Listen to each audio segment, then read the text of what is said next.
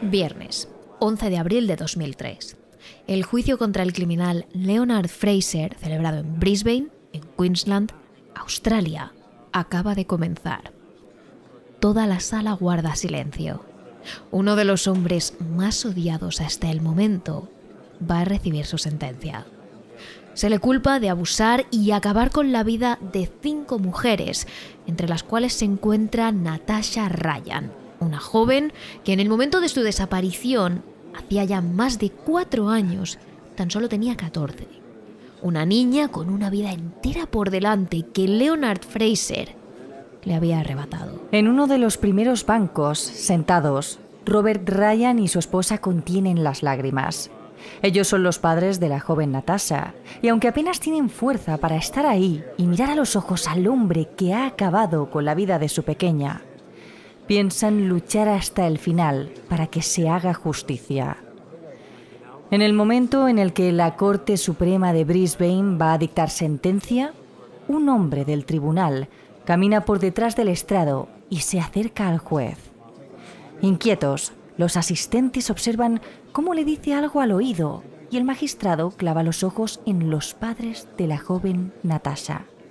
Tras asentir con la cabeza, el hombre que ha susurrado al juez se acerca a Robert Ryan y le pide que por favor abandone la sala porque tiene una llamada.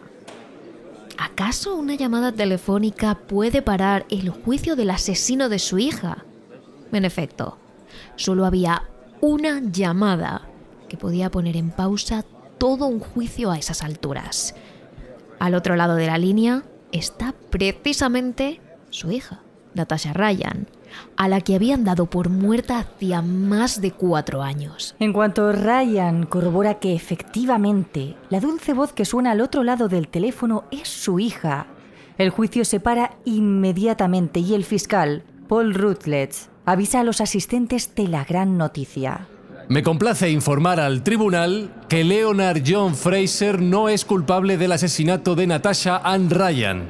Natasha Ryan todavía está viva.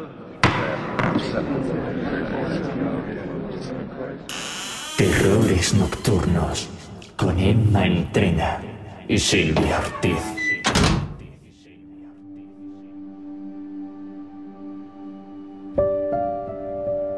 Natasha Ryan nació el 11 de mayo de 1948 en Rockhampton, Queensland, Australia.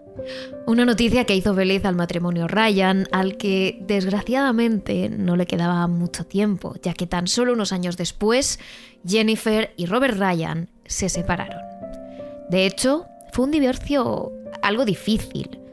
Aunque los dos estaban de acuerdo con hacerlo lo antes posible, no fue fácil para ninguno, y menos con una niña tan pequeña como Natasha. Poco después de la ruptura, Robert se mudó al sur, a 3 horas de donde vivían Jenny y su hija Natasha. Él rehizo completamente su vida, se casó con una tal Debbie y tuvo un hijo con ella. Mientras tanto, Natasha se crió con su madre y su hermano pequeño de 6 años. Desde que era pequeña, siempre fue una niña conflictiva. Solía discutir con su hermano y más aún con su madre, a la que en ocasiones se atrevía a levantar la voz y la dejaba hablando sola mientras ella se encerraba en su cuarto. Se escapaba, mentía, fumaba, consumía drogas e incluso llegó a intentar quitarse la vida en varias ocasiones. Lo cierto era que no estaba bien mentalmente, pero en lugar de pedir ayuda o que su entorno más cercano intentara echarle una mano, Natasha siguió con su vida como si nada, y la gente pensó que tarde o temprano mejoraría. Pero no fue así. En aquel entonces, la joven de 14 años estaba saliendo con un chico mucho mayor que ella, Scott Black, de 22, con el que solía verse a escondidas porque su madre, en cuanto se enteró de con quién estaba saliendo, le prohibió acercarse a él. Pero Natasha no se dio por vencida. De hecho, intentó fugarse con él varias veces. La primera fue el 12 de julio de 1998. Esa tarde la joven dijo que salía un rato para pasear al perro de la familia. Sin embargo, por mucho que pasaron las horas, no volvió y tras dar el aviso de su desaparición a la policía, la joven fue encontrada 2 días después, tras pasar ese tiempo escondida en un hotel con su novio Scott Black. Pasado el mal trago, la familia pareció vivir un pequeño periodo de calma durante las siguientes semanas. Aunque Natasha seguía con sus malos hábitos de beber y de fumar, al menos parecía estar arrepentida por su desaparición y le dijo a sus padres que no lo volvería a hacer. Pero mintió.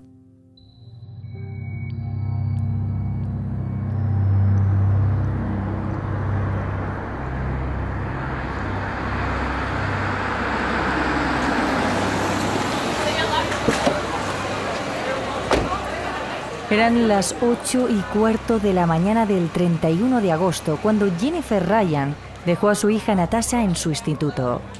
Jennifer recuerda cada segundo de esa mañana.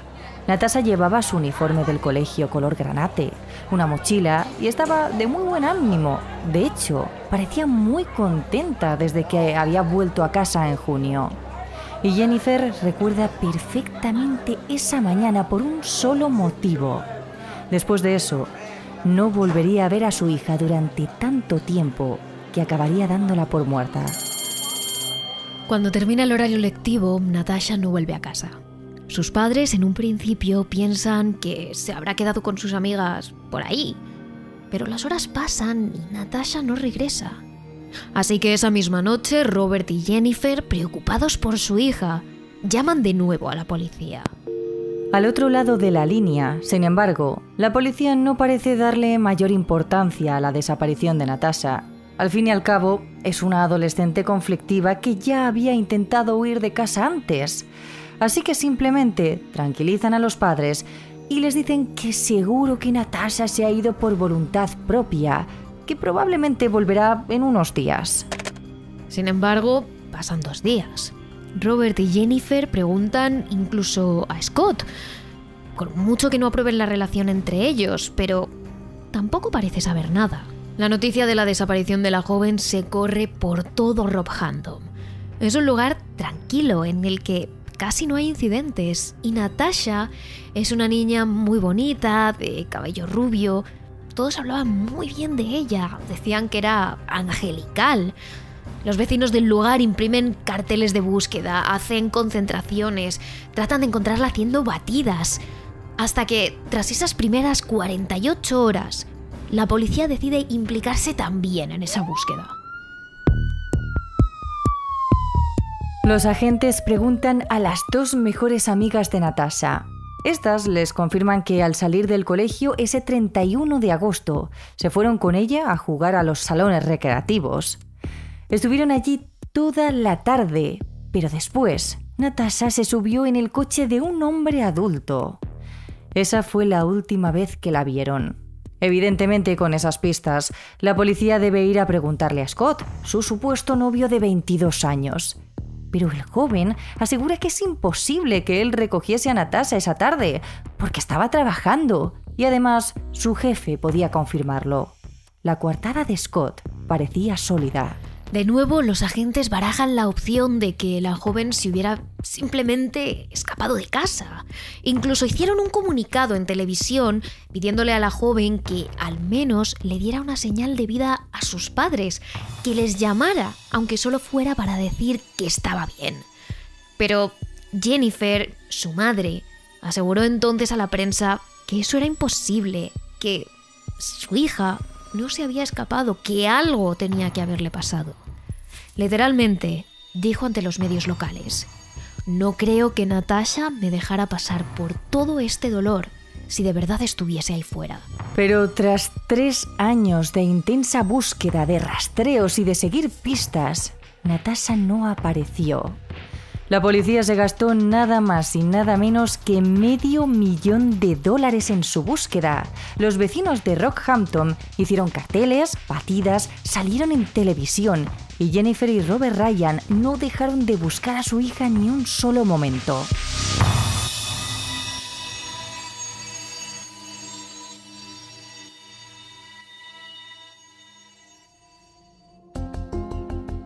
Pero en mayo de 2001, 3 años después de la desaparición, la familia de Natasha no tuvo más remedio que darla por fallecida. 70 personas acudieron al funeral que se organizó en recuerdo de Natasha Ryan en la capilla del tanatorio de Bundaberg, en Queensland, en el que se pusieron los últimos vídeos y las últimas fotos que se hicieron del adolescente. Allí, Robert se lamentó de que algún día pudiera llegar a irse a la tumba sin saber nunca lo que le había pasado a su hija. Sin embargo, no mucho después, la desaparición y muerte de otras 3 jóvenes en situaciones similares a la de Natasha daría un vuelco a la investigación. En su pequeña localidad, en ese lugar tranquilo al que llamaban hogar, había suelto un asesino en serie. A principios de abril de 1999, la familia Steinhardt había empezado a permitir que su hija Kira, de 9 años, fuese sola al colegio. Estuvieron al menos una semana practicando con ella, enseñándole por qué ruta debía ir, por dónde no debía desviarse del camino, que debía juntarse con otros padres o niños que fueran al colegio, que no hablase con extraños, y la niña parecía ser responsable. Lo cierto es que Kira siempre lo había sido. Era una niña obediente, inteligente, empática, abierta. Sus padres confiaban en ella y de todos modos el camino hasta el colegio eran apenas 10 minutos, en los que además había muchas otras familias andando hasta allí. La tarde del 22 de abril de 1999, Kira salió sola de su colegio. Solo habían pasado 2 semanas desde que lo hiciera por primera vez. Vestida con el típico uniforme escolar, Kira destacaba porque tenía un brillante cabello rubio, los ojos azules y unos dientes delanteros algo grandes que se le veían mucho al sonreír. Al menos, así lo cuenta un matrimonio de ancianos que, sentados en su porche, veían ir y volver del colegio a Kira cada día. Ella siempre cogía la misma ruta y no se desviaba, tal y como la habían enseñado sus padres. Así que ellos siempre la veían pasar. Además, dedujeron que la pequeña estaba aprendiendo a ir sola al colegio, porque siempre, justo después de que Kira pasase, podían ver a un hombre, también rubio y de ojos azules, el que dedujeron que era su padre, que la seguía de cerca, manteniendo un ojo en ella, pero siempre evitando que la niña le viera. A los ancianos les parecía adorable que el padre de Kira la diera confianza para ir y volver de clase sola, pero que a la vez quisiera mantenerla segura. Hicieron bromas sobre la situación en más de una ocasión. Y esa tarde no era una excepción. La niña caminaba por el sendero más cercano a la carretera de Rockhampton con su padre detrás. Sin embargo, cuando la niña caminaba muy cerca de un pequeño descampado, su padre se acercó corriendo hasta Kira y le dio tal golpe en la cabeza que la pequeña cayó inconsciente al suelo antes siquiera de salir corriendo. Los ancianos se quedaron absolutamente paralizados. ¿Qué es lo que estaba pasando allí? ¿Por qué le daría eso a Kira a su padre? Un momento. ¿Y si no era su padre? ¿Y si era un depredador que la llevaba siguiendo todos esos días? Los ancianos se pusieron a discutir sobre qué hacer, si debían llamar a la policía, ir a socorrer a la niña. Y mientras tanto, una furgoneta roja aparca en el descampado cerca de Kira. El que se baja es el supuesto padre de la niña, que recoge el cuerpo de Kira, lo mete en el maletero y arranca la furgoneta en un suspiro. Antes de que los ancianos puedan ver más, el hombre ya se ha ido. Para cuando esta pareja llama finalmente a la policía han pasado 20 minutos. Seguramente, para entonces, ya era tarde para Kira.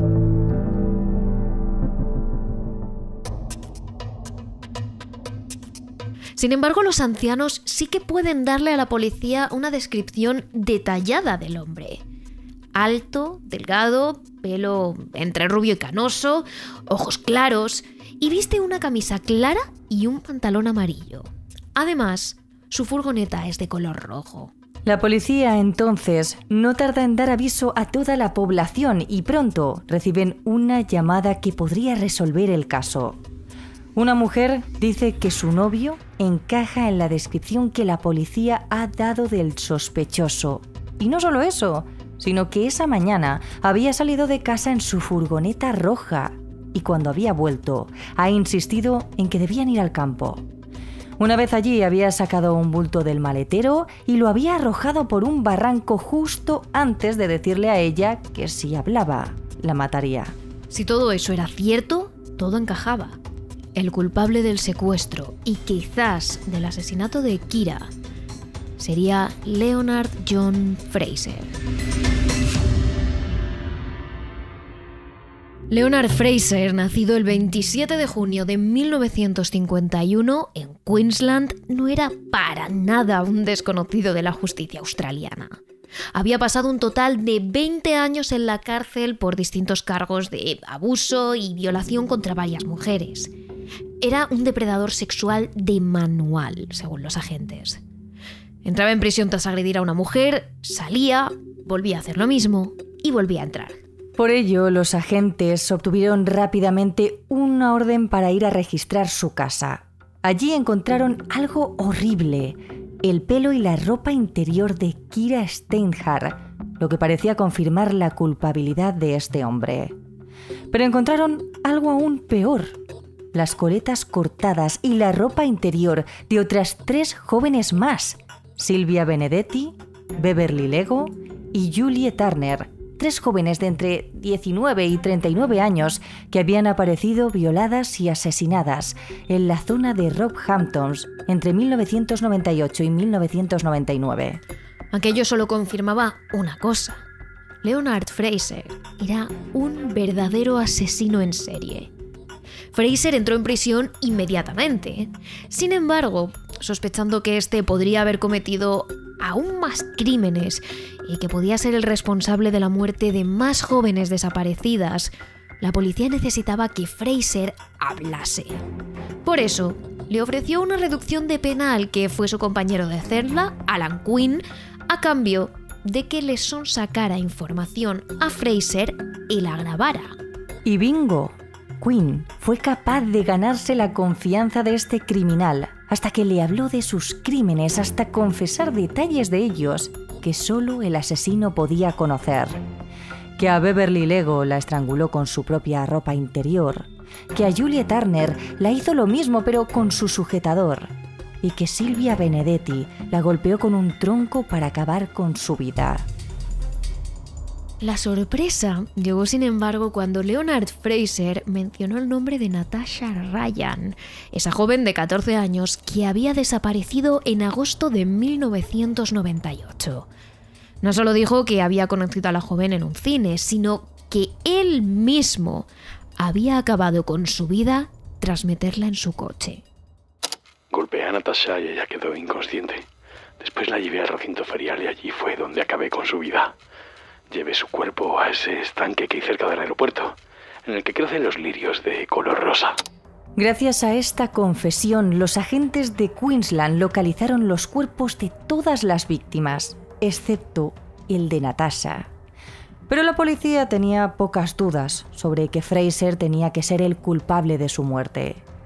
Kira y ella tenían edades parecidas, más o menos la misma complexión física, y desaparecieron de forma muy similar. Todo encajaba con el modus operandi. El 13 de junio de 2003, en sede judicial, se decidiría el destino de Leonard Fraser.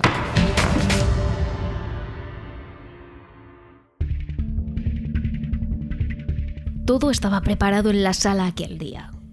El juez tenía el veredicto condenatorio para Leonard Fraser: cadena perpetua por los secuestros, agresiones sexuales y asesinatos de 5 chicas, 2 de ellas menores de edad. El abogado de Leonard casi que ya estaba pensando en preparar la apelación del juicio.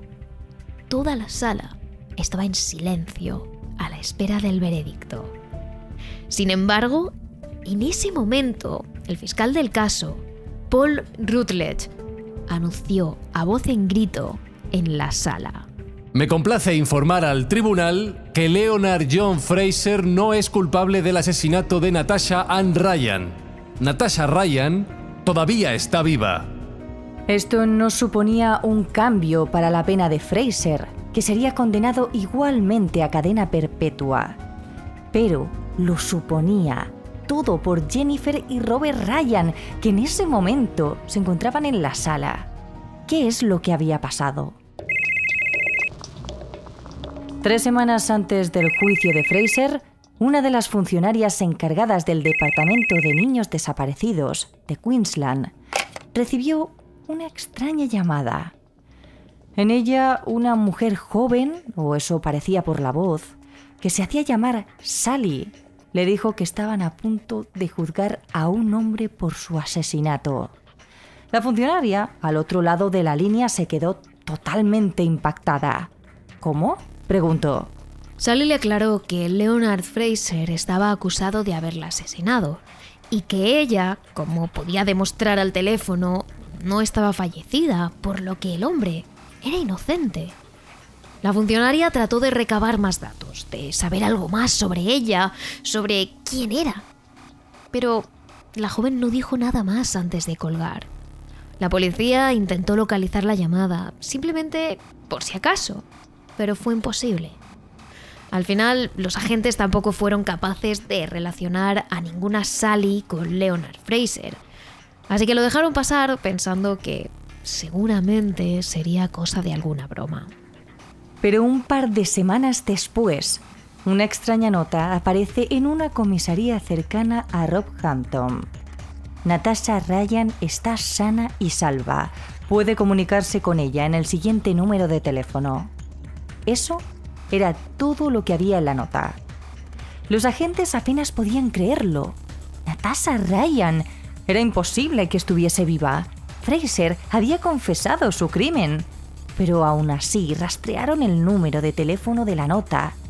¿Y cuál fue su sorpresa al descubrir que ese teléfono estaba a nombre de Scott Black, el antiguo novio de Natasha? El operativo para buscar a Natasha Ryan se montó casi de inmediato. Los agentes llegaron a la casa de Scott Black sin saber qué se encontrarían allí. ¿Seguiría Natasha realmente viva? ¿Scott la secuestró? Lo que desde luego no esperaban encontrar es a una Natasha Ryan de 19 años, encerrada en un armario de unos 60 centímetros de ancho, pero completamente sana, viva y con una inmensa mirada de decepción en los ojos. La joven, ya adulta, no tardó en hacer saber a la policía que ella no quería ser encontrada, que estaba bien, que estaba allí por propia voluntad y que no quería ser rescatada. Y poco a poco se fue descubriendo todo. Natasha Ryan nunca estuvo desaparecida. Aquel 31 de agosto la joven escapó con su novio Scott, que la recogió en su coche tras haber estado en los recreativos con sus amigas. Scott se había tomado un descanso en el trabajo para hacerlo, así que todo el mundo había dicho que ese 31 de agosto había estado en el trabajo y su coartada era sólida. En cuanto Scott acabó su turno, se fueron a una casa que el joven tenía a las afueras, a unos 45 minutos en coche de la casa de los padres de Natasha. Allí comenzaron a hacer lo que querían hacer, convivir como una pareja, pese a que él tuviese 22 años y ella 14. Para evitar que alguien les descubriese durante el día, Natasha pasaba las horas en su habitación con las cortinas echadas, sin salir. Allí se dedicaba a coser, a hacer ejercicio, leer o ver la tele.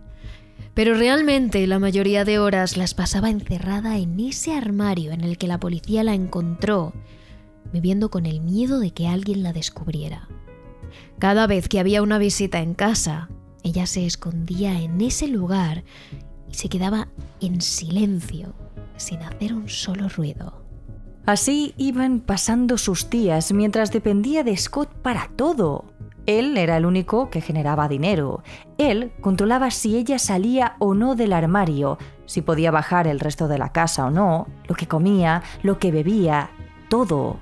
Aunque salía en medio de la madrugada para que le diera el aire sin que nadie pudiera verla. La joven estaba quedándose cada vez más pálida y con una piel enfermiza, debido a la falta de sol que experimentaba. Más allá de eso, Natasha confesó ser feliz con Scott. Formaron una familia, como dice ella, vivieron como una pareja sin pensar en las prohibiciones de sus padres o en que alguien podría separarlos. Ni siquiera cuando volvieron a mudarse a la casa de Rockhampton de Scott, Natasha dudó sobre decirle a sus padres que estaba viva, que no tenían que llorar a su hija. Estas fueron las únicas palabras que dedicó a sus padres ante los medios. Yo sé por qué me fui. No estoy segura de que mi familia sepa completamente todas las razones. No estoy segura de que haya alguna diferencia en decir por qué me fui. Siento que cualquier cosa que diga no sería lo suficientemente buena para el dolor que le he causado a mi familia. Finalmente, la policía llegó con Natasha al juicio de Leonard Fraser. Allí avisaron a Robert y a Jennifer Ryan que, después de todos esos años, lograron abrazar a su hija. Pero ahí no acabaría todo.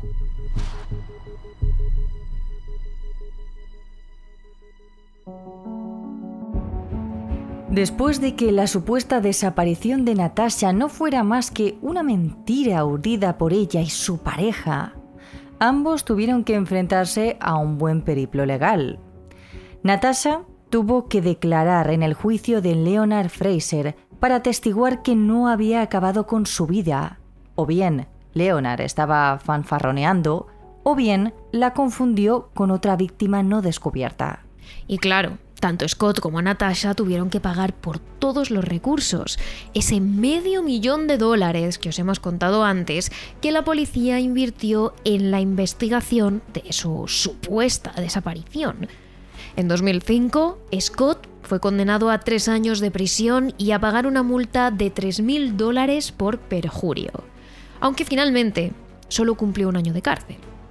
En 2006, Natasha fue condenada a pagar $1,000 por haber fingido su propia desaparición. Lo cierto es que, al ser menor de edad en el momento del complot, la justicia no la quiso cargar con todos los gastos que había provocado con su búsqueda. Sin embargo, cuando los jueces se enteraron de que Natasha Ryan había escrito un libro explotando su historia en el que había ganado al menos $120,000, le pidieron que pagara entre $15,000 y $20,000 más. Pero eso no fue todo. No contenta con sacarle rédito económico a la estafa que le hizo a la justicia. En 2008, Natasha y Scott se casaron vendiendo la exclusiva a la prensa por otros $200,000. A causa de esto, la sociedad australiana no ha perdonado a Natasha y Scott su mentira. A día de hoy, ambos están casados, tienen 3 hijos, una buena cantidad de dinero y viven una vida normal. Sin embargo, Natasha no ha recuperado totalmente la relación con su familia. Aunque después de creer que la habían perdido para siempre, su familia se alegró de recuperar a su hija. Es cierto que nunca han llegado a comprender del todo cómo les hizo sufrir de esa forma durante 5 años. A día de hoy, Jennifer y Robert siguen tratando de entender cómo su hija pudo hacerles eso, aunque valoran mucho haberla recuperado. Pero como siempre, si os habéis quedado con ganas de más desapariciones, en el capítulo extra de este jueves os traemos una de las más misteriosas de la historia. Un piloto, Frederick Valentinic, que hizo su última llamada a la torre de control, alertando de que un objeto brillante sobrevolaba por encima de su avión. Minutos después, jamás se volvería a saber nada de él. Pero, como siempre, si queréis una dosis de misterio diaria, ya sabéis que nos podéis seguir en nuestras redes sociales. Somos terroresnocturnos.trn en TikTok, Instagram y Threads, terrores_TRN en Twitter y nuestro canal de Twitch, y Terrores Nocturnos en Facebook y nuestro canal de YouTube.